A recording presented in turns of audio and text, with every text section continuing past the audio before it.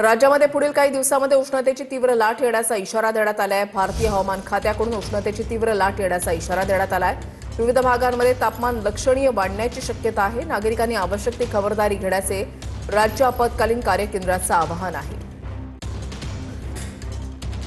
मुंबई सहित राज्यामध्ये पुढील 4 दिवस उष्णतेची लाट येणार आहे आणि त्यासोबतच 18 आणि 19 तारखेला पावसाची सुद्धा शक्यता हवामान विभागाने व्यक्त केलेली आहे। त्यानुसार मुंबईकरांनी आणि संपूर्ण राज्यामध्ये सगळ्यांनी आपल्या आरोग्याची काळजी घेण्याचं आवाहन आता करण्यात येतं आहे। मी सध्या मुंबईच्या बँड्रा परिसरामध्ये आहे। या ठिकाणी आपण पाहतोय की जे बाईकस्वार आहेत ते हेल्मेट घालून आणि तोंडाला फडका बांधून या ठिकाणाहून प्रवास करताना आपल्याला स्पष्टपणे दिसत आहेत। आपण पाहतोय की भारतीय हवामान विभागाने दिलेल्या माहितीनुसार राज्यातील पुढील 4 दिवस हे तीव्र उष्णतेचे असणार आहेत आणि विशेषतः विदर्भ, मराठवाडा आणि मध्य महाराष्ट्रातील अनेक भागांमध्ये तापमान हे 40 ते 45 अंश सेल्सिअसच्या दरम्यान राहण्याचा अंदाज आहे। मुंबईसह कोकण किनारपट्टीवर उष्ण आणि दमट वातावरण कायम राहणार असून दुपारच्या वेळेत उकाडा जाणवेल। कॅमेरा पर्सन अमित शिगवणसह गिरीश गायकवाड, TV9 मराठी, मुंबई।